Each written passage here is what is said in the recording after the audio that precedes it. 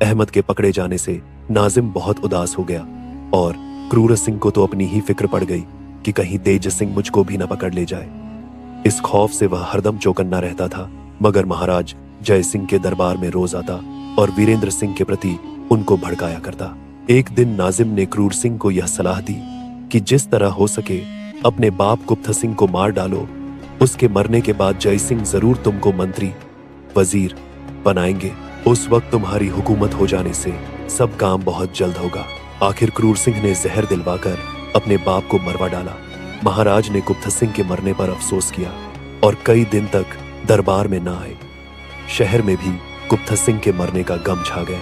क्रूर सिंह ने जाहिर में अपने बाप के मरने का भारी मातम किया और 12 रोज के वास्ते अलग बिस्तर जमाया। दिन भर तो अपने बाप को रोता, पर रात को नाजिम के साथ बैठकर चंद्रकांता से मिलने तथा तेज सिंह और वीरेंद्र सिंह को गिरफ्तार करने की फिक्र करता। इन्हीं दिनों वीरेंद्र सिंह ने भी शिकार के बहाने विजयगढ़ की सरहद पर खेमा डाल दिया था, जिसकी खबर नाजिम ने क्रूर सिंह को पहुंचाई और कहा, वीरेंद्र सिंह जरूर चंद्रकांता की फिक्र में आया है। अफसोस इस समय अहमद न हुआ नहीं तो बड़ा काम निकलता। खैर देखा जाएगा। यह कह क्रूर सिंह से विदा हो टोह लेने के लिए गश्त करने के वास्ते चला गया। तेज सिंह वीरेंद्र सिंह से रुखसत हो विजयगढ़ पहुंचे और मंत्री के मरने तथा शहर भर में गम छाने का हाल लेकर वीरेंद्र सिंह के पास लौट आए। यह भी खबर लाए कि 2 दिन बाद सूतक निकल जाने पर महाराज जय सिंह क्रूर को अपना दीवान बनाएंगे। वीरेंद्र सिंह बोले, देखो, क्रूर ने अपने बाप को मार डाला, अगर राजा को भी मार डाले तो ऐसे आदमी का क्या ठिकाना। तेज सिंह ने कहा, सच है, वह नालायक जहां तक भी होगा राजा पर भी बहुत जल्द हाथ फेरेगा। अस्तु अब मैं 2 दिन चंद्रकांता के महल में न जाकर दरबार ही का हाल चाल लूंगा। हाँ, इस बीच में अगर मौका मिल जाए तो देखा जाएगा। वीरेंद्र सिंह ने कहा, सो सब कुछ नहीं, चाहे जो हो, आज मैं चंद्रकांता से जरूर मुलाकात करूंगा। तेज सिंह बोले, आप जल्दी न करें, जल्दी ही सब कामों को बिगाड़ती है। वीरेंद्र ने कहा, जो भी हो, मैं तो जरूर जाऊंगा। तेज सिंह ने बहुत समझाया, मगर चंद्रकांता की जुदाई में उनको भला बुरा क्या सोचता था, एक न मानी और चलने के लिए तैयार हो ही गए। आखिर तेज सिंह ने कहा, खैर नहीं मानते तो चलिए, जब आपकी ऐसी मर्जी है तो हम क्या करें, जो कुछ होगा देखा जाएगा। शाम के वक्त ये दोनों टहलने के लिए खेमे के बाहर निकले और अपने प्यादों से कह गए कि अगर हम लोगों के आने में देर हो तो घबराना मत। टहलते हुए दोनों विजयगढ़ की तरफ रवाना हुए। कुछ रात गई होगी जब चंद्रकांता के उसी नजरबाग के पास पहुंचे जिसका हाल पहले बता चुके हैं। रात अंधेरी थी, इसीलिए इन दोनों को बाग में जाने के लिए कोई आश्चर्य न करना पड़ा।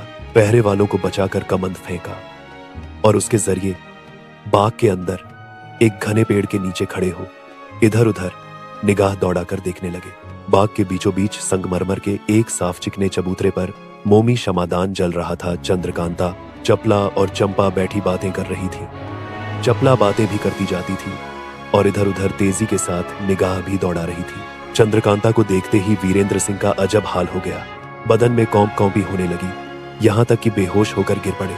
मगर वीरेंद्र सिंह की यह हालत देख तेज सिंह पर कोई प्रभाव न हुआ। झट अपने अयारी बटुए से लखलखा निकाल सुखा दिया और होश में लाकर कहा, देखिए, दूसरे के मकान में आपको इस तरह बेसुध न होना चाहिए। अब आप अपने को संभालिए और इसी जगह ठहरिए, मैं जाकर बात कराऊं तब आपको ले चलूं। यह कहकर उन्हें उसी पेड़ के नीचे छो उस जगह गए जहां चंद्रकांता, चपला और चंपा बैठी थी। तेज सिंह को देखते ही चंद्रकांता बोली, क्यों जी, इतने दिन कहां रहे? क्या इसी का नाम मुरव्वत है? अब की आए तो अकेले ही आए। वाह, ऐसा ही था तो हाथ में चूड़ी पहन लेते, शर्मिंदा होकर की डींग क्यों मारते हैं? जब उनकी मोहब्बत का यही हाल है तो मैं जीकर क्या करूंगी? कहकर चंद्रकांता रोने लगी, यहां तक कि हिचकी बंध गई। तेज सिंह उसकी हालत देख बहुत घबराए और बोले, बस इसी को नादानी कहते हैं। अच्छी तरह हाल भी न पूछा और लगी रोने। ऐसा ही है तो उनको लिए आता हूं। यह कहकर तेज सिंह वहां गए जहां वीरेंद्र सिंह को छोड़ा था और उनको अपने साथ ले चंद्रकांता के पास लौटे। चंद्रकांता वीरेंद्र सिंह के मिलने से बड़ी खुश हुई। दोनों मिलकर खूब रोए, यहां तक कि बेहोश हो गए। मगर थोड़ी देर बाद होश में आ गए और आपस में शिकायत मिली, मोहब्बत की बात करने लगे। अब जमाने का उलट फेर देखिए। घूमता फिरता, टोह लगाता नाजिम भी उसी जगह आ पहुंचा और दूर से इन सभी की खुशी भरी मजलिस देखकर जल मरा। तुरंत ही लौटकर क्रूर सिंह के पास पहुंचा। क्रूर सिंह ने नाजिम को घबराया हुआ देखा और पूछा, क्यों, क्या बात है जो तुम इतना घबराए हुए हो? नाजिम बोला, है क्या, जो मैं सोचता था वही हुआ। यही वक्त चालाकी का है। अगर अब भी कुछ न बन पड़ा तो बस तुम्हारी किस्मत फूट गई, ऐसा ही समझना पड़ेगा। क्रूर सिंह बोला, तुम्हारी बातें तो कुछ समझ में नहीं आती, खुलासा कहो, क्या बात है? नाजिम ने कहा, खुलासा बस यही है कि वीरेंद्र सिंह चंद्रकांता के पास पहुंच गया और इस समय बाग में हंसी के कहकहे उड़ रहे हैं।